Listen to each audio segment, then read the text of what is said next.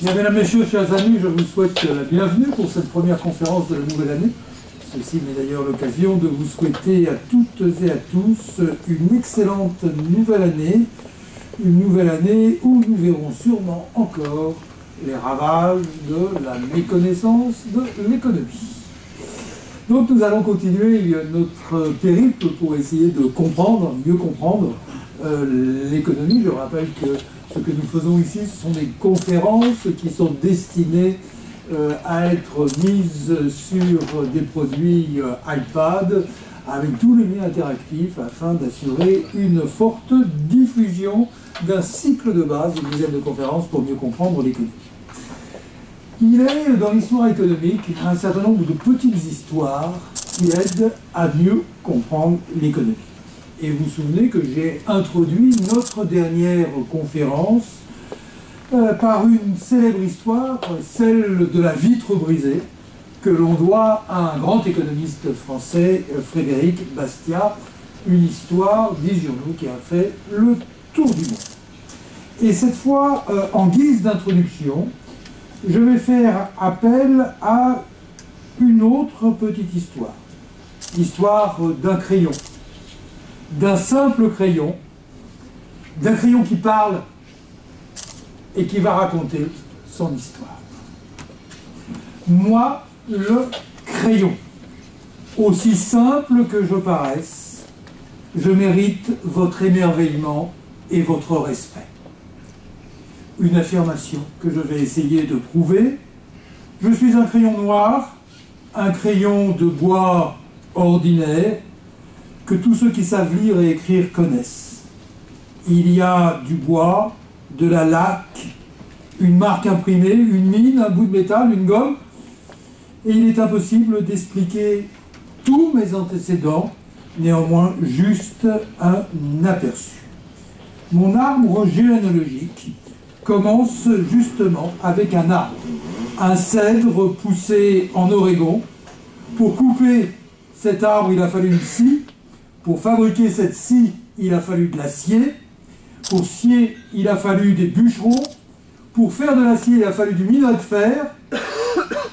La mine est en graphite compressé, extrait assez lent. La gomme est à base d'huile de colza, de chlorure de soufre, liée par du caoutchouc. Et c'est sur les marchés de matières premières, que sont cotés le zinc, le cuivre, qui servent à fabriquer le petit bout de métal en laiton, ça s'appelle la virole, et qui sert à tenir la gomme. Le bois a reçu 6 couches de laque, issues de l'industrie pétrochimique. Regardez la marque, imaginez la machine et l'encre qu'il a fallu pour l'imprimer, des millions d'êtres humains qui ont coopéré sans le vouloir, sans le savoir, pour faire ce simple crayon, des gens qui ne parlaient pas la même langue, qui ne pratiquaient pas les mêmes religions, qui auraient pu se détester ou se battre. Il n'y a pas eu de planification centrale, il n'y a pas eu de ministre du redressement productif envoyant ses ordres d'un bureau central pour les rassembler, pour les pousser à coopérer, pour me fabriquer, moi, simple crayon.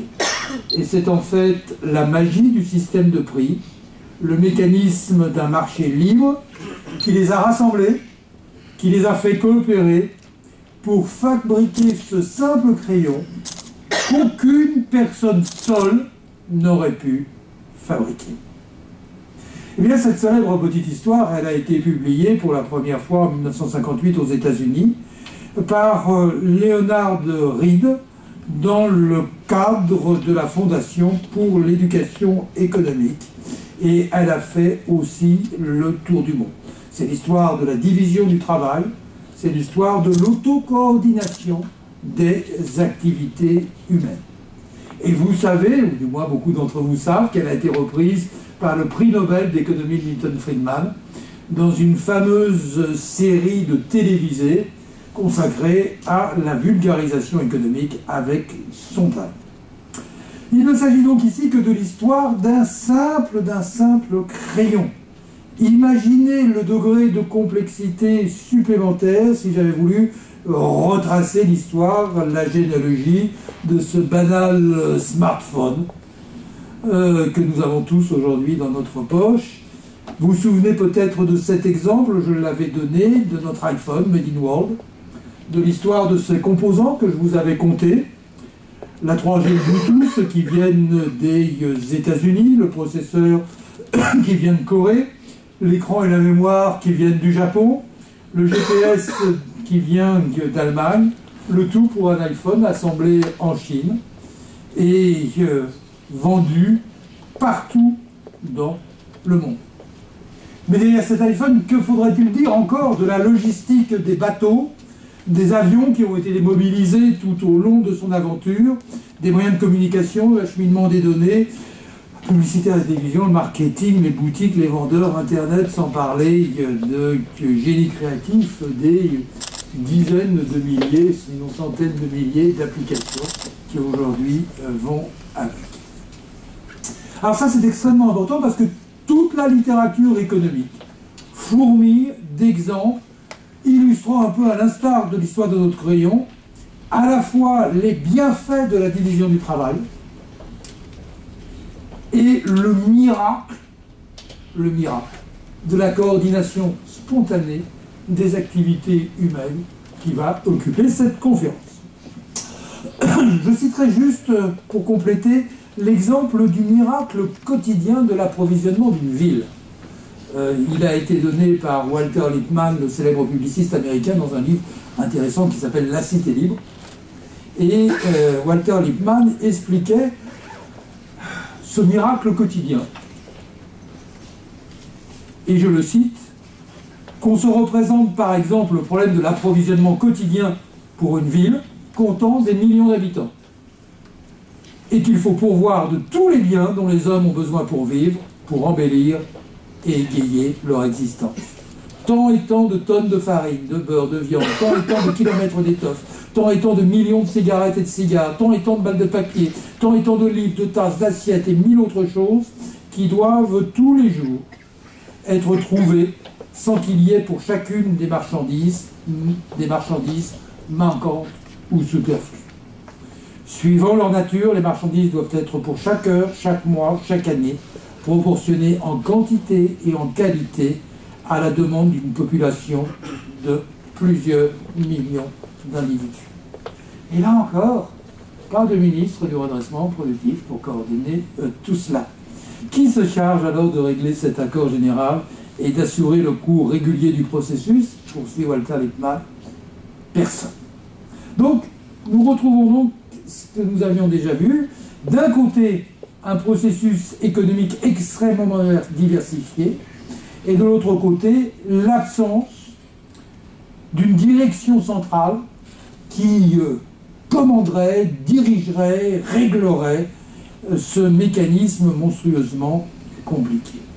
Et nous sommes là au cœur de l'économie parce que toutes ces histoires illustrent le fait que dans notre vie de tous les jours, nous dépendons à 99% et sûrement beaucoup plus de la coordination spontanée des activités humaines, la coordination spontanée des activités humaines à travers l'espace et à travers le temps.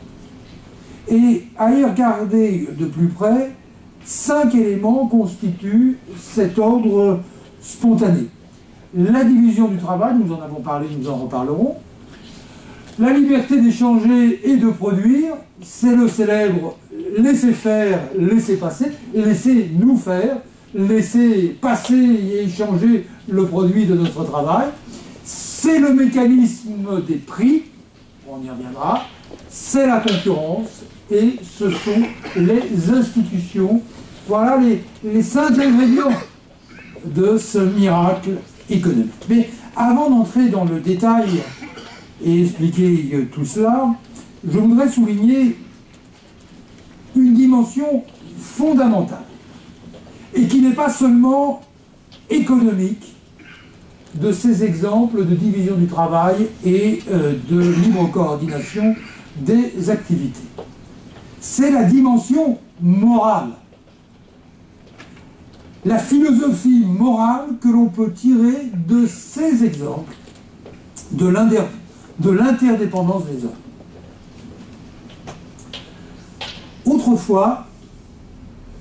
du temps où l'éducation nationale s'occupait de morale.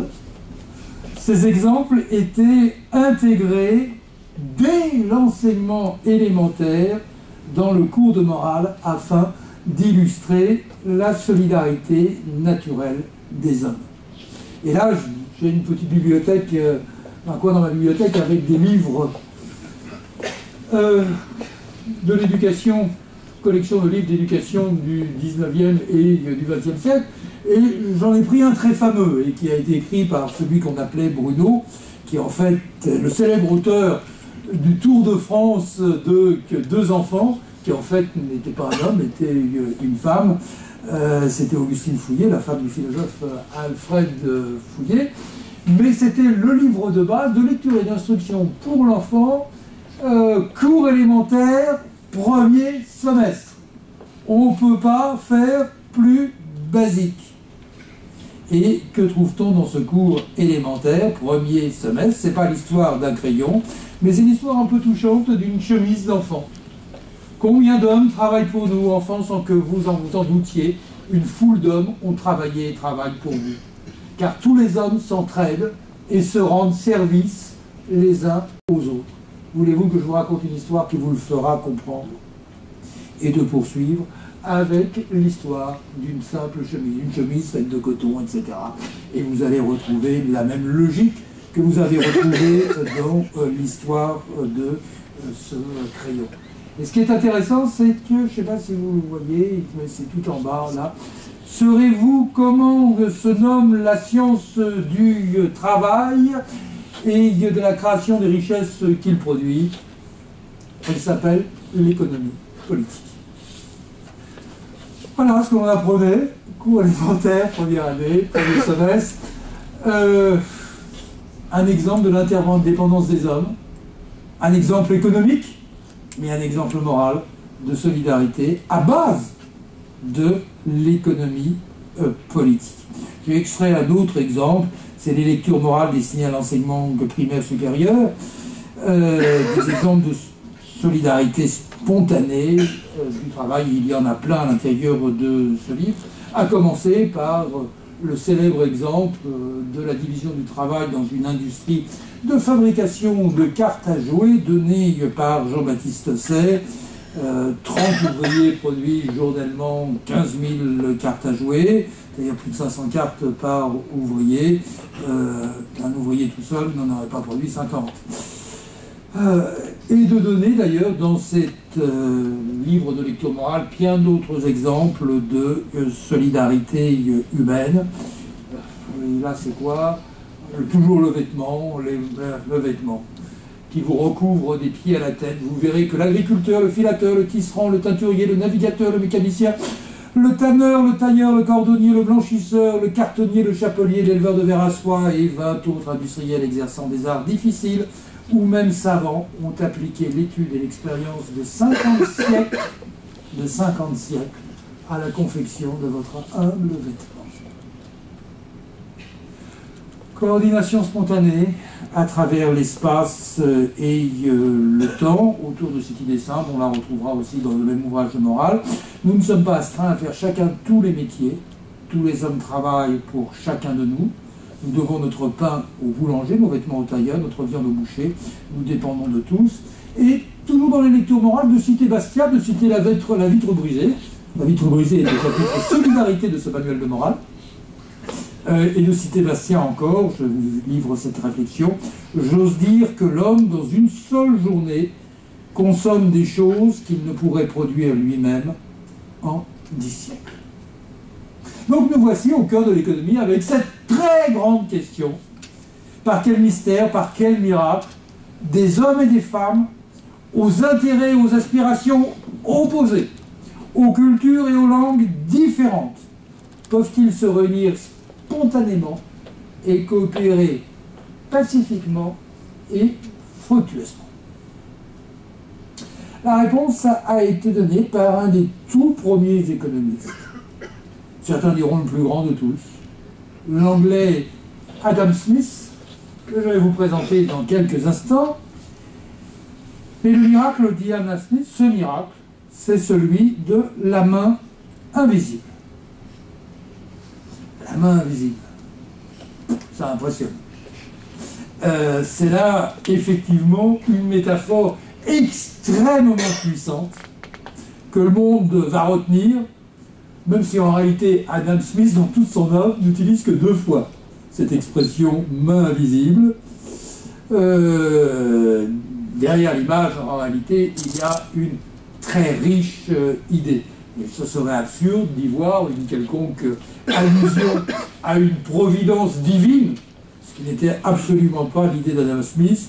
Certains commentateurs ont dit peut-être a-t-il invoqué cette main invisible dans un souci d'ironie par rapport à la providence divine. En tout cas, voici l'idée telle qu'on la résume habituellement. Elle est faite de 2 phrases. La première, c'est que chacun poursuit son intérêt. Ce n'est pas de la bienveillance du boucher, du marchand de bière ou du boulanger que nous attendons notre dîner, mais bien du soin qu'ils portent à leurs intérêts, à leurs propres intérêts. Et il poursuit, nous ne nous adressons pas à leur humanité, mais à leur égoïsme. Ce n'est jamais de nos besoins que nous leur parlons, c'est toujours de leur avantage. Ça, c'est le premier temps du moteur, de la main invisible. Le deuxième temps, c'est que, au bout du compte, cette poursuite de l'intérêt égoïste personnel par chacun conduit à la prospérité commune. Il sert l'intérêt général. L'individu est conduit par une main invisible pour remplir une fin qu'il entre nullement dans ses intentions. Et vous le devinerez, un tel résumé, qui est le résumé usuel de la pensée d'Adam Smith, se prête bien évidemment aux caricatures. Ainsi, certains, tout naturellement, ont pu dire que Adam Smith et ses émules défendaient l'idée d'un marché comme étant le royaume de l'égoïsme, dans lequel l'on s'en remettait naïvement à une sorte de divine providence pour assurer l'intérêt général. En réalité, nous sommes là, loin, bien loin, de la pensée réelle d'Adam Smith, une pensée d'une richesse exceptionnelle, je voudrais dire d'une actualité exceptionnelle, dans laquelle je voudrais vous faire entrer maintenant. Qui était Adam Smith? Adam Smith est né en Écosse en 1723. Son père est mort quelques mois avant sa naissance. Il a donc été élevé, il sera un vieux garçon, par sa mère. Smith commence par étudier la philosophie morale à Glasgow, passe 5 années moyennes d'ailleurs à Oxford, arrive à Édimbourg à 25 ans. C'est important parce que Édimbourg, à l'époque, est communément surnommée l'Athènes britannique. C'est une ville qui est construite autour de son université et on est très fier parce qu'elle revendique d'être la ville dans laquelle on pense et où l'on enseigne. Et c'est ainsi que Adam Smith, arrivant à Édimbourg, ouvre un petit cours de rhétorique et de belles lettres dans lequel il se fait une très très solide renommée. Et effectivement, il y avait beaucoup de gens qui étaient attirés à l'époque à Édimbourg par des tas de petits cours qui étaient ainsi ouverts. Il n'a pas commencé dans un garage comme un vulgaire entrepreneur à succès américain. Il a commencé dans un grenier, enfin d'une sorte de grenier. C'est là où il donnait ses premiers cours payants de rhétorique. Après, quelques temps plus tard, 2 ou 3 ans plus tard, en 1751, il retourne en Écosse, à Glasgow, où, à 29 ans, il est appelé à la très prestigieuse chaire de philosophie morale. Celle, pour ceux qui connaissent le sujet, c'était celle de Chinson avant et peut-être même de Ferguson. Donc c'est une chaire extrêmement prestigieuse et il enseigne la philosophie morale. L'économie politique à l'époque fait partie d'un ensemble de données beaucoup plus vaste qui s'appelle la philosophie morale. Et Adam Smith est donc un professeur, un conférencier un conférencier prestigieux qui va poursuivre ses conférences tout au long de sa vie et qui avait le projet de tirer 3 livres de ses conférences. Il n'en publiera que 2. La théorie des sentiments moraux, un livre qu'il considérait comme son livre le plus important. On a tous retenu La richesse de la nation. Adam Smith disait non, pour moi, c'est la théorie des sentiments moraux, publié en 1759, et La richesse des nations, que donc l'histoire va retenir, publié 17 ans plus tard, il y a 17 ans, entre la théorie des sentiments moraux et La richesse des nations en 1767. Et on ne sait pas ce qu'aurait pu être ce 3e livre, puisque Adam Smith a fait détruire ses manuscrits inachevés à sa mort. 2 ans pourtant après avoir écrit La richesse des nations, il devient commissaire des douanes à Édimbourg, une situation qui était un peu ironique compte tenu du fait qu'il est un théoricien du libre-échange, mais il est d'autre part nommé recteur de l'université de Glasgow, où il va mourir en 1790. Voilà pour la vie d'Adam Smith. En fait, Adam Smith, quand il y regarde de près, n'a rien inventé d'essentiel. Il a repris, il a plagié parfois, il a complété, il a vulgarisé, mis en perspective toute une série d'idées de son temps. Et c'est là son génie. Mis en perspective, mis en cohérence les idées les plus pertinentes de son époque. Et Adam Smith est avant tout un philosophe. Marqué, influencé par un autre Écossais, philosophe, économiste, historien, de 12 ans son aîné, David Hume. Adam Smith lui doit beaucoup. Et Adam Smith n'a d'ailleurs que 17 ans lorsque, sur la recommandation d'un de ses amis, David Hume lui envoie le traité de la nature humaine qu'il vient de faire paraître. Et Adam Smith fera d'ailleurs partie du club restreint des amis de David Hume, appelé le club de la pincette. Ne me demandez pas pourquoi.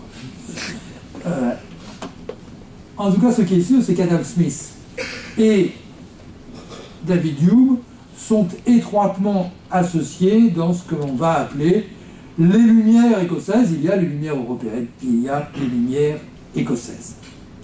Sur le plan économique, Adam Smith va fréquenter les physiocrates français dont nous avons parlé. En 1764, il se rend en France, il est reçu dans les meilleurs salons, il devient copain de Dupont de Nemours, de Quesnay, de Turgot, avec lequel il entretiendra une longue correspondance. Comme les physiocrates, il va combattre le mercantilisme, mais il s'en distingue, parce que la richesse, c'est ce qu'on fait, non ce que l'on possède. L'influence des physiocrates sur Adam Smith est réelle, mais limitée, car, disent-ils, nous l'avons dit ici même, les physiocrates ne comprennent pas le nouveau monde industriel. Et Adam Smith, peut-être parce qu'il est en Angleterre, la patrie de la révolution industrielle, va mieux comprendre cette révolution industrielle. Les physiocrates pensent l'industrie stérile, ils n'ont pas vu le travail des manufactures. Adam Smith, lui, bien au contraire des physiocrates, voit l'importance de l'industrie, le rôle du capital, le rôle de l'augmentation de la productivité comme source de création de richesse. Mais ce qui est important à mes yeux dans Adam Smith, c'est qu'il va nous aider à voir l'économie sous un jour nouveau. Dieu sait si nous sommes un certain nombre à avoir protesté dans le fait que l'économie, ce ne sont pas des chiffres. Et c'est peut-être cette formule d'Oscar Wilde, il connaissait le prix de chaque chose, mais la valeur d'aucune. Ce n'est pas des chiffres. L'économie, c'est une analyse de l'homme et du comportement humain. Pour mieux comprendre l'économie, d'ailleurs, nous sommes partis de l'homme. C'est la démarche individualiste. Un homme qui est fait à la fois de passion et de raison. Avec Bastiat, et puis d'autres après lui, nous avons abordé dans la dernière conférence l'économie sous l'angle de la logique de l'action humaine. Avec Adam Smith, c'est un tout autre point de vue que nous allons prendre. Nous allons explorer les racines psychologiques de l'agir humain. Et c'est vrai que nous sommes là dans la période du XVIIe, XVIIIe siècle, c'est-à-dire des siècles où les meilleurs esprits vont s'employer à théoriser la nature de l'homme. Est-il naturellement bon? Est-il naturellement méchant? De façon à essayer de discerner une logique humaine qui lui permette de s'affranchir des princes ou de la religion. Nous sommes là dans le creuset intellectuel qui va précéder, préparer, accompagner la mutation de la société agricole vers la société industrielle, marquée en France par la Révolution française. Et à cette époque-là, on forge, au fond, l'affranchissement politique, philosophique, économique de l'homme. C'est un moment fort de l'histoire. Et pour faire simple, à cette époque, deux écoles s'affrontent. Vous avez la première conception de la nature humaine, celle de Hobbes, l'homme est naturellement méchant, celle de Locke, l'homme est naturellement doué de raison et de droit, mais naturel. Il faut s'arrêter un instant, même si nous reviendrons dans une prochaine conférence sur cette question. Thomas Hobbes, parce que c'est une distinction fondamentale qui va tout éclairer, qui va tout expliquer. Thomas Hobbes, pour lui, l'homme n'est pas bon par nature. Et chacun vit dans la peur de l'autre, dans la peur de l'agressivité de l'autre, afin de lutter pour sa survie. L'état de nature, selon Hobbes, c'est l'état de guerre. L'homme est un loup pour l'homme. Mais l'intérêt des hommes dans ces cas-là, c'est d'essayer de pactiser entre eux, de façon à limiter l'agressivité des autres. Et c'est ainsi que Hobbes va devenir le père ou un des pères de l'idée de contrat social. Mais s'il y existe quelques petites choses positives chez Hobbes, c'est tout de même une histoire qui finit mal, puisque pour s'assurer que tout le monde va respecter ce pacte, dit Hobbes, il y a besoin d'une puissance externe, d'un souverain, d'un prince qui détient tous les pouvoirs. C'est ce que Hobbes appellera le Léviathan, une sorte d'être suprême au-delà de la condition, au-dessus de la condition humaine. C'est le règne de l'absolutisme complet. L'autre philosophie, celle qui va davantage retenir notre attention, ça c'est le Léviathan, le symbole est puissant d'ailleurs. La seconde école, c'est celle de John Locke, qui vit un tout petit peu après Hobbes, et pour qui l'homme est pourvu de droits naturels qu'aucun législateur n'a créés, qui sont inhérents à sa condition d'homme. On a appelé à en reparler dans une prochaine conférence. Mais pour faire simple, chez Locke, le véritable souverain, ou le seul souverain, d'ailleurs il n'y en a qu'un, c'est l'individu, qui a des droits naturels supérieurs et antérieurs à tout pouvoir. Autrement dit, chez Locke, le pouvoir vient d'en bas d'un individu souverain. Chez Hobbes, le pouvoir et la loi, le droit, proviennent du sommet. Ils sont parachutés sur nous autres, pauvres et fragiles humains. Nous verrons toutes les conséquences dramatiques de cette conception. Mais ce qui nous intéresse aujourd'hui, c'est de voir que dans cet affrontement de ces deux écoles à cette époque-là, clairement, même s'il y a quelques nuances, David Hume et avec lui Adam Smith se rattachent à la seconde école. John Locke est le philosophe de la liberté et de l'état de droit.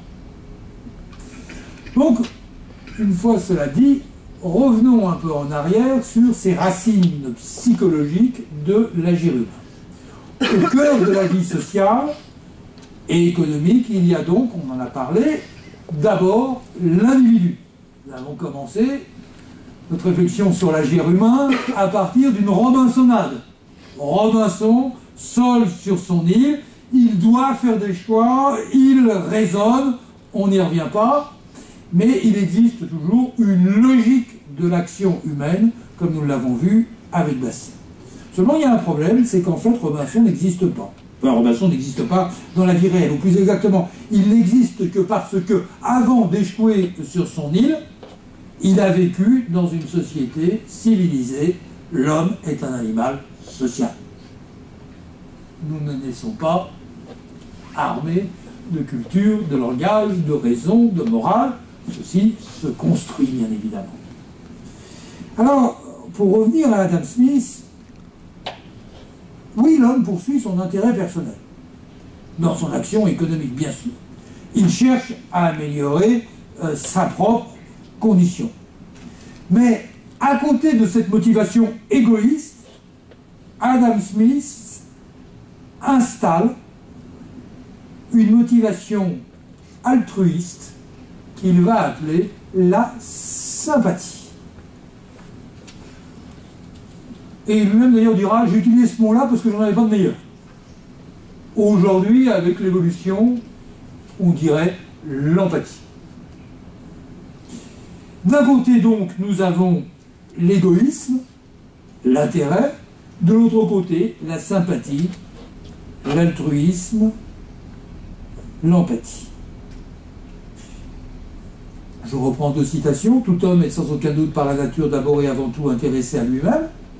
Côté égoïste, côté sympathique, aussi égoïste que l'homme puisse être supposé, il y a de toute évidence dans sa nature des principes qui le conduisent à s'intéresser à la fortune des autres et qui lui rendent nécessaire leur bonheur, quoique ça ne lui serve à rien.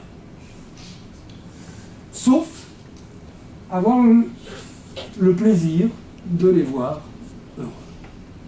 Et c'est un peu compliqué parce que nous rentrons dans les racines psychologiques et philosophiques, mais à mon sens, c'est tout à fait essentiel. D'un côté, l'égoïsme, de l'autre côté, l'altruisme. Et c'est cette vision équilibrée, on va essayer d'expliquer comment, que Adam Smith va construire.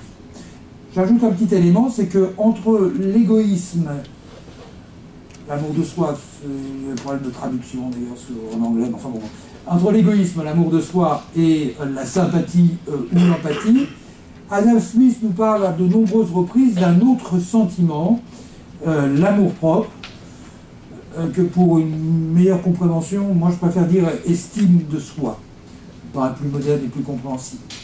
La sympathie, c'est donc la faculté de partager les passions des autres, quelles qu'elles soient. Nous nous mettons dans la situation de l'autre, mais nous le jugeons à travers nos sens. Je réexplique bien ça. On partage l'émotion de quelqu'un d'autre, mais pour la partager, on s'imagine dans la situation de l'autre, mais on s'imagine avec, bien évidemment, nos propres sens. Et ce qui est intéressant, c'est la finesse de l'analyse psychologique d'Adam Smith. Il dit, mais cet acte de sympathie nous procure en outre un plaisir d'en être le témoin. Nous sommes témoins, au fond, de notre générosité, de notre altruisme. Et ça nous fait plaisir, en même temps. C'est l'amour de soi ou l'estime de soi. Au fond, et vous trouverez quelque chose d'essentiel que l'on verra dans bien d'autres conférences, mais l'individu apprend à se juger en se mettant à la place d'un spectateur, un peu en dehors de lui, à la place d'un spectateur, un spectateur fictif que Adam Smith va appeler le spectateur impartial. Le spectateur impartial, en se mettant à la place de l'acteur, observe ses propres actions, et regarde ce qu'il fait, une sorte de Jiminy Cricket, qui serait sorti dans ma conscience, qui regarde ce que je fais, et qui me permet d'en mesurer alors beaucoup mieux toutes les implications morales. J'ai essayé de faire aussi simple que possible, mais je crois que nous sommes maintenant un peu mieux armés pour comprendre la métaphore de la main invisible. Alors, la main invisible, comme toutes les mains, a 5 doigts. Le premier doigt, c'est la division du travail. Et personne, sans doute, ni avant Adam Smith, ni après Adam Smith, n'a mis autant fortement l'accent sur la division du travail. Et il le fera à partir d'un exemple que j'ai d'ailleurs pompé dans l'encyclopédie de Diderot, d'Alembert et Diderot, qui est l'exemple d'une fabrique d'épingles, une manufacture de 10 ouvriers qui confectionne par jour 48 000 épingles. Sans la division du travail, un ouvrier n'en ferait même pas 20. La fécondité de la division du travail, c'est au fond le début de la productivité, c'est comme ça qu'on va créer des richesses. Souvenez-vous ce que l'on avait dit, avant dans la civilisation agricole, pour une large période, la richesse c'est un jeu à somme nulle. C'est pour ça qu'on n'aime pas la richesse, c'est pour ça qu'on condamne le profit. Parce que le profit c'est le résultat de l'exploitation d'autrui, de la violence, du servage. C'est un jeu à somme nulle, ce qui est gagné par les uns est pris aux autres. Nous entrons dans la civilisation industrielle, dans un jeu où il y a production de richesse, où il y a surplus, grâce à la division du travail, à la productivité et au capital, ce qu'analyse très bien Adam Smith. Alors Adam Smith, en réalité, il dit qu'il y a 2 divisions du travail. Il y a une première division du travail, c'est la division sociale. Un individu ne peut pas produire tout ce qui lui est nécessaire, donc j'ai recours à l'extérieur pour mon smartphone, pour mes chaussures, ou pour ma veste, ou pour mon coiffeur. Donc ça, c'est la division sociale du travail. Et puis, il y a une autre division du travail, qui est la division technique, qui est spécifique au capitalisme et qui consiste à la chaîne, à faire en sorte que chacun se spécialise dans une seule tâche. Pas une spécialisation qui correspond forcément à un talent particulier, mais cette spécialisation, elle va de fait entraîner une productivité plus grande du travail. Alors, pour être franc, Adam Smith, à la fois il fait l'éloge de cette division du travail, enfin il en mesure tous les avantages, mais en même temps, il dit attention, hein, ça va avoir des effets délétères sur la personnalité humaine. D'autres plus tard parleront d'aliénation, on ne dit pas ça, mais la parcellisation des tâches, le déracinement, la dissolution des liens familiaux, c'est pas une bonne chose pour la personne, et ça c'est vrai. Mais quoi qu'il en soit, la division du travail, avec l'échange, ce sont les 2 actes économiques essentiels. Deuxième doigt, les libertés économiques, liberté de produire et d'échanger.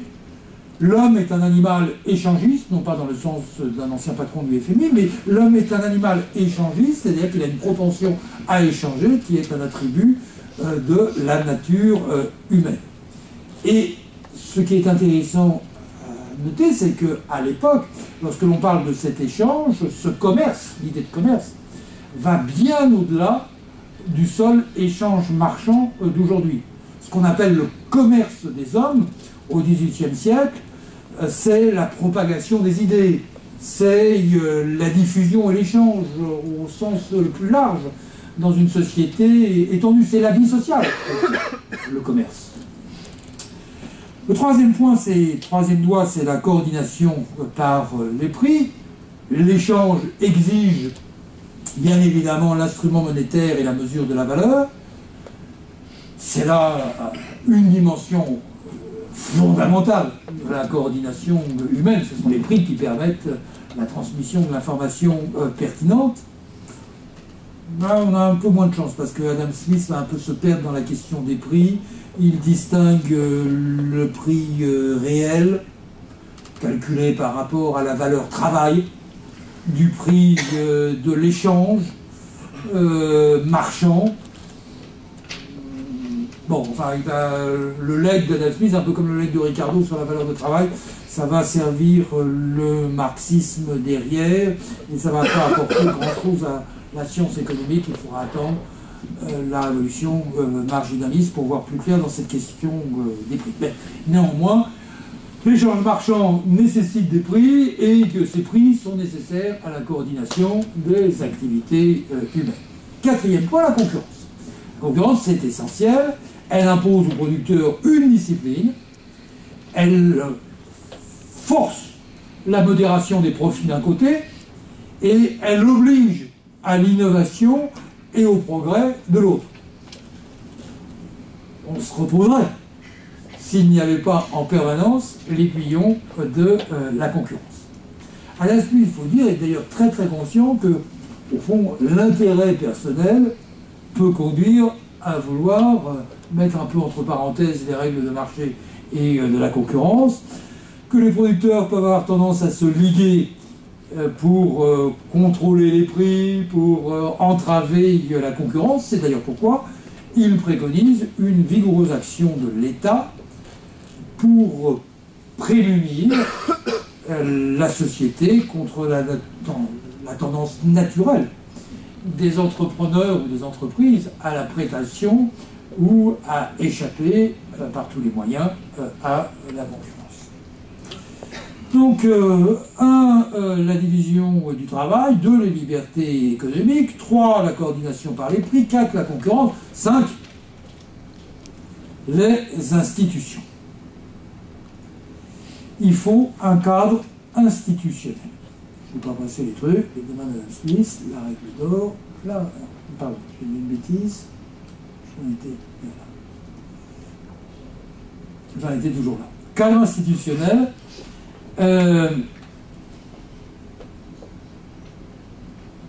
pour échanger, il faut qu'il y ait respect des contrats. Et pour pouvoir échanger, il faut que ce que j'échange soit ma propriété. Donc, il faut une protection de la propriété privée. Donc tout ça, c'est le cadre institutionnel qui, en fin du compte, pour Adam Smith, va être le véritable moteur de la croissance économique, puisque sans lui, on ne pourrait pas avoir la division du travail à grande échelle. La main invisible de l'économie a besoin d'institutions qui fassent respecter les droits individuels et les contrats. Alors, quand on parle des institutions, surtout en France, on pense bien entendu d'abord à l'État.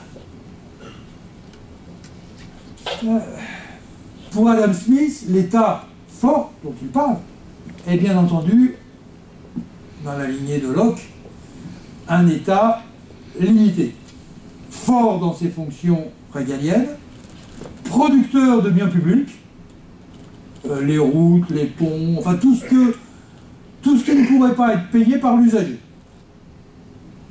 et qui peut être du devoir de l'État.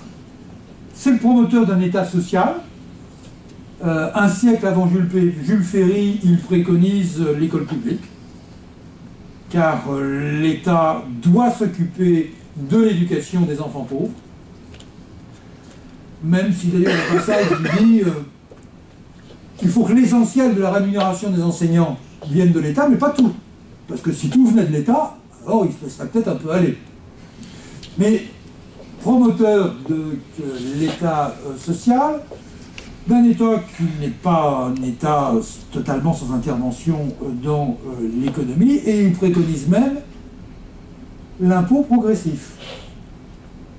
Je le cite, les riches doivent contribuer à la dépense publique, non seulement en proportion de leurs revenus, mais aussi un peu au-delà de cette proportion. C'est-à-dire que, vraisemblablement, l'idée des 75% lui est étrangère. Mais un impôt légèrement progressif. Mais, si j'ai parlé de l'État, le cadre institutionnel de l'ordre spontané pour Adam Smith et pour les économistes, c'est avant tout l'État de droit. Je consacrerai la prochaine conférence que je ferai, personnellement, à ce concept d'État de droit. Mais sans attendre, il y a telle confusion sur ce mot qu'il me faut d'abord dire que, contrairement à ce que pensent la plupart des hommes politiques, l'état de droit, ce n'est pas l'État qui fait le droit. C'est l'État qui est soumis au droit. C'est le règne du droit. Un droit qui est antérieur et qui est supérieur au pouvoir politique. Vous vous souvenez que je vous avais donné un petit truc pour reconnaître les bons économistes des mauvais économistes, ou les bons journalistes des mauvais commentateurs. Laissez faire, laissez passer. Ça s'écrit avec un Z, comme Zorro. Puisque ça signifie laissez nous faire, et pas laisser aller avec un R. État de droit, c'est une petite coquetterie grammaticale que je vais vous enseigner, même si je suis un peu isolé.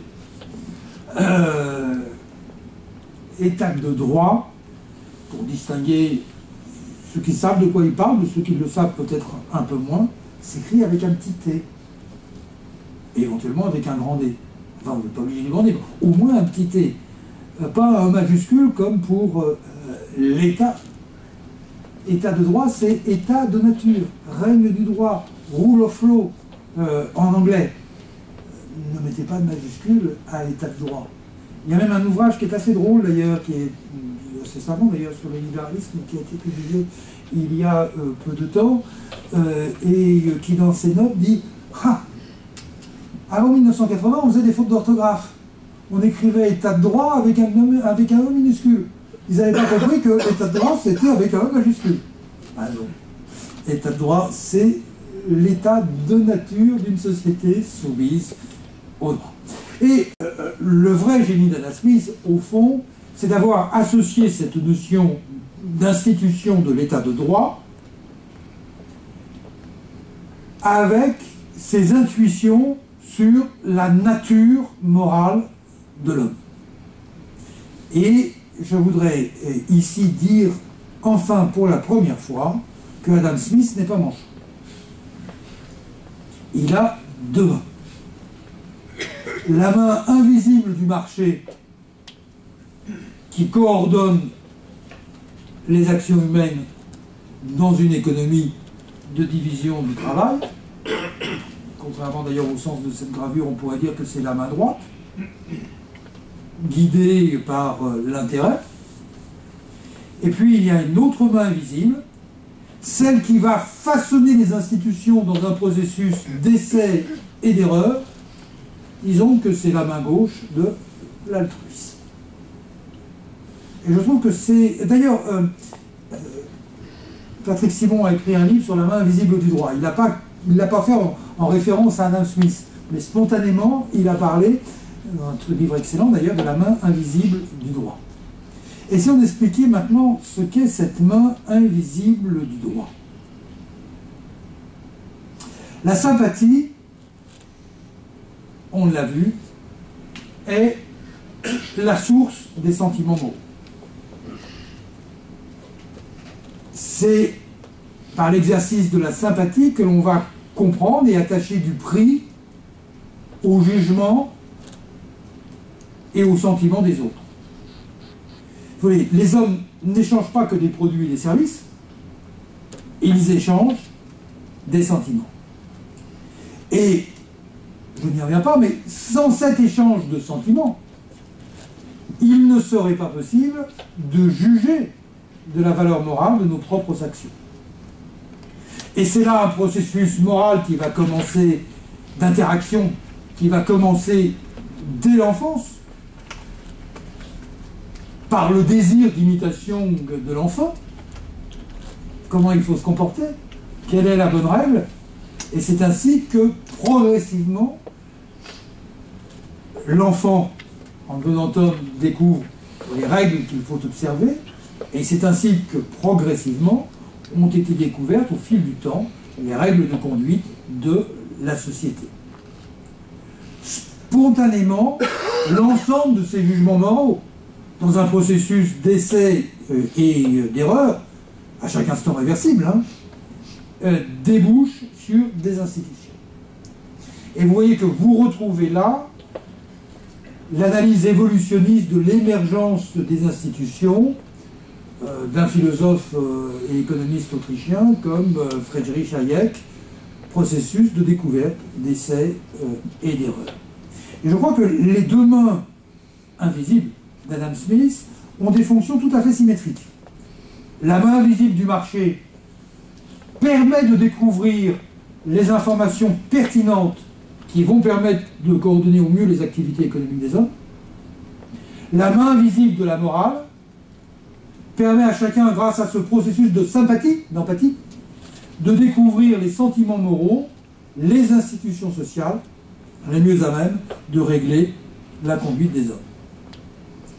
Les règles de juste conduite qui nous gouvernent, qui président à cet ordre spontané, sont le résultat de l'expérience humaine et non celui de la sagesse d'un quelconque souverain ou d'un dieu.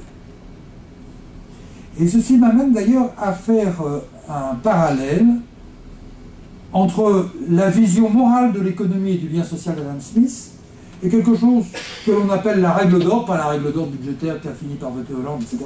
Ça, on s'en fout.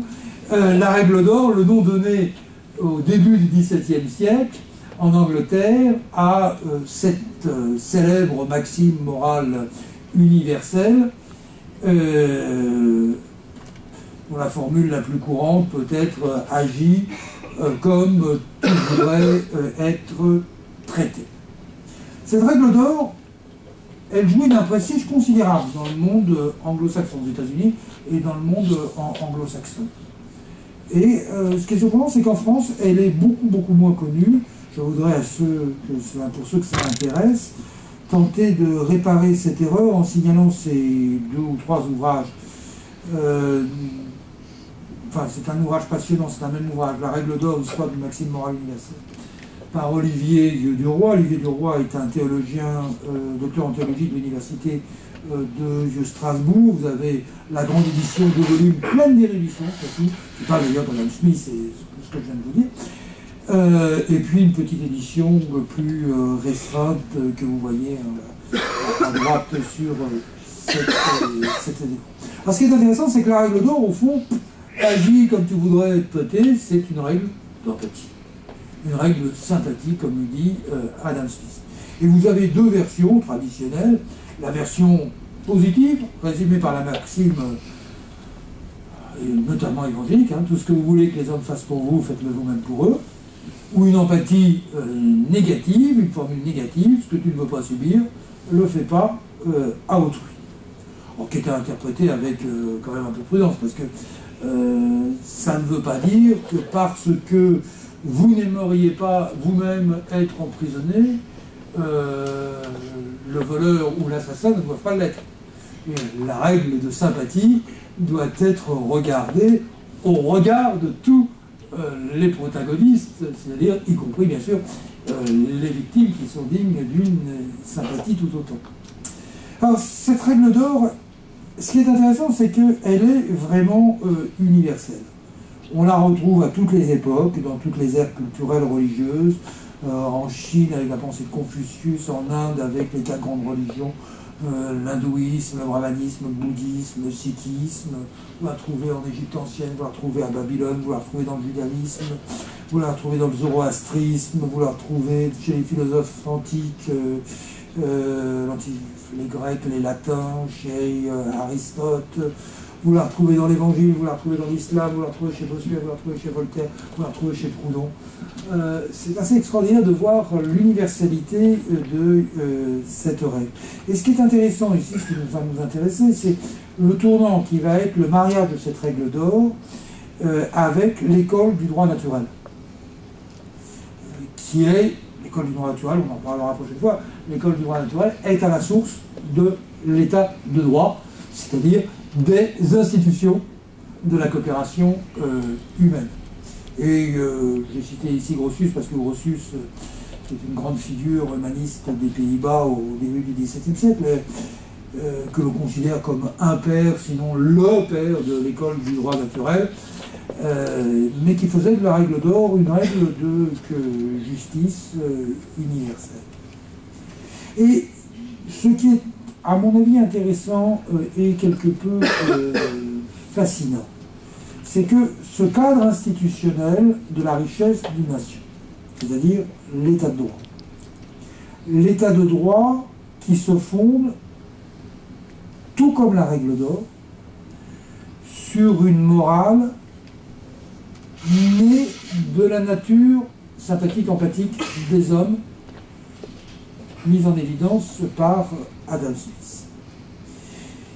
Ce qui est intéressant, donc fascinant, c'est de voir à quel point les recherches scientifiques les plus modernes sur l'empathie viennent confirmer et les intuitions et la vision d'Adam Smith, et au-delà d'ailleurs de la vision d'Adam Smith, plus généralement conforter l'approche de l'école dite du droit naturel.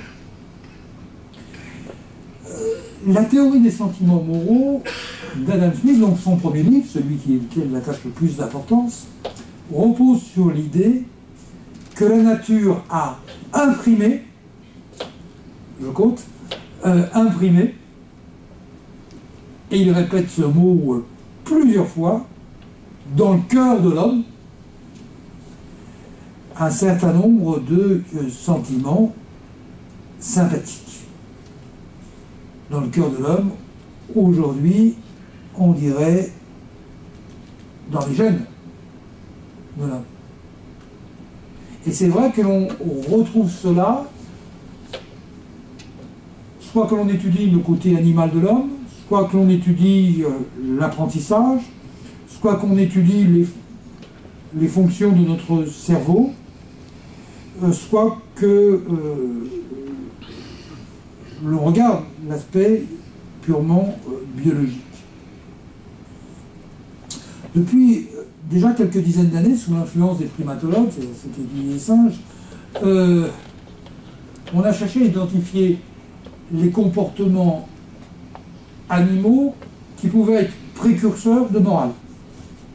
On a trouvé quelques-uns, c'est Franz de Waal, qui est spécialiste des primates et grand professeur de psychologie aux États-Unis, qui est auteur d'un livre intéressant qui s'appelle Le bon singe, les bases naturelles de la morale. Il explique que l'empathie et la solidarité sont les caractéristiques anciennes des mammifères qui ont permis aux primates de construire des sociétés complexes. Et c'est vrai que beaucoup d'animaux survivent non pas seulement en s'éliminant les uns les autres, mais en coopérant et en partageant. Et l'empathie est un sentiment répandu chez les animaux, moi chez une partie des animaux, y compris vis-à-vis des autres espèces. On cite l'exemple d'une femelle bonomo qui aide un petit étourneau qui est tombé du nid à reprendre son envol. Pas de raison. Ou d'une maman gorille qui protège un bébé de 3 ans qui est tombé dans un enclos. Pas de raison. On découvre une petite part de sentiments moraux au travers de la primatologie. Mais peut-être la chose la plus intéressante, c'est qu'un grand acquis de l'éthologie animale moderne, c'est le fait, le lien que l'on fait entre la reconnaissance de soi dans un miroir et l'empathie avec le congénère. On commence à avoir un sentiment empathique quand on est capable de se reconnaître dans un miroir. C'est intéressant parce que dans le même temps, les procédés d'exploration cérébrale et des sciences cognitives ont développé ce qu'on appelle une théorie de l'esprit qui est fondée sur la découverte à partir de 1996 de ce qu'on a appelé les neurones miroirs. Les neurones miroirs. Qui sont, on les appelle aussi les neurones de l'empathie. Et qui nous révèlent comment notre pensée s'élabore de façon rationnelle, mais aussi affective, passionnelle et mimétique.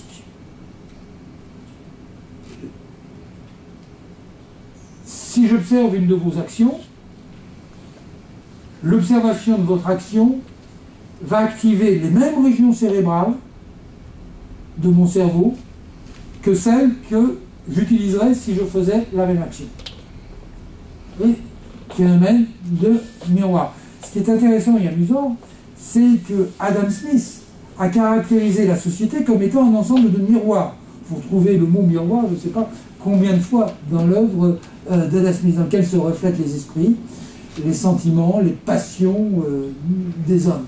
Et au fond, le lien social, la confiance nécessaire à l'échange, au fonctionnement de notre ordre spontané de coopération sociale, est en partie lié au fruit de cette interaction sociale.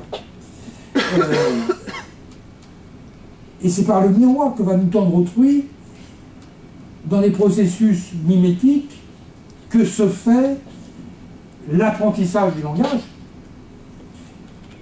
et l'apprentissage d'ailleurs, au-delà du langage, de toutes les règles de la vie sociale.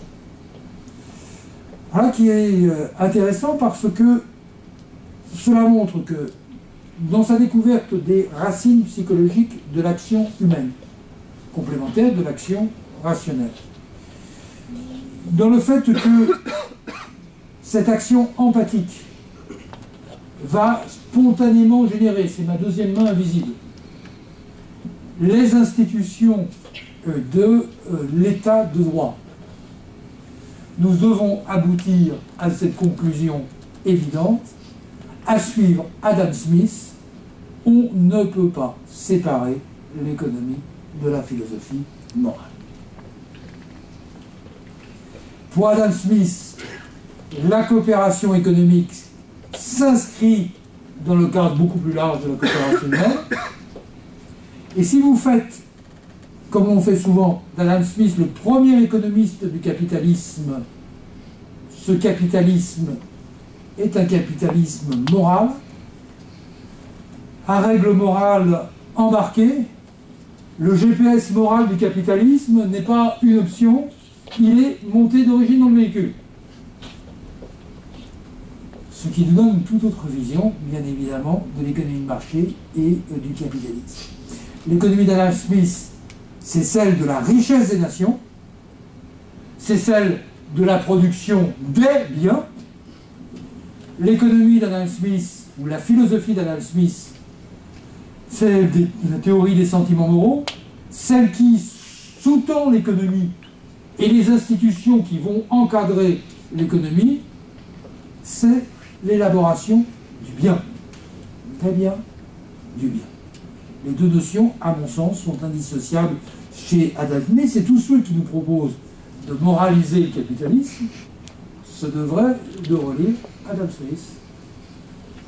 Je pense en particulier à Jeremy Rifkin. Jeremy Rifkin, le très très controversé prophète malthusien de la fin du travail et du chômage,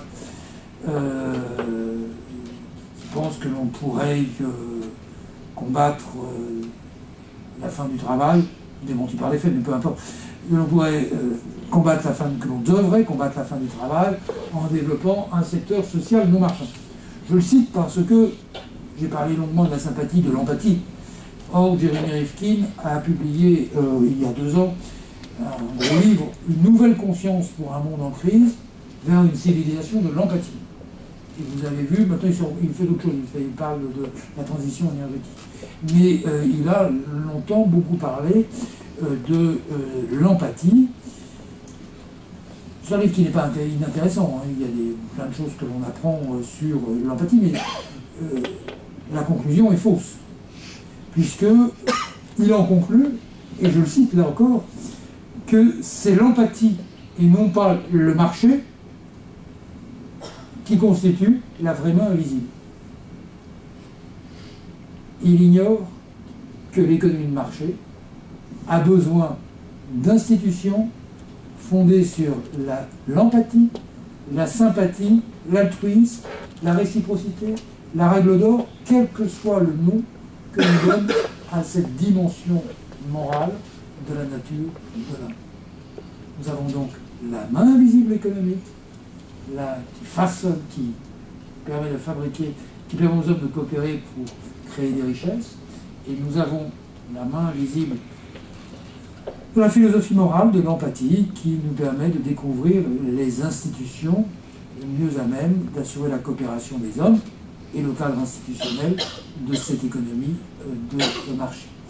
Il n'y a pas d'un côté, et ce sera ma conclusion, il n'y a pas d'un côté l'économie et de l'autre la morale.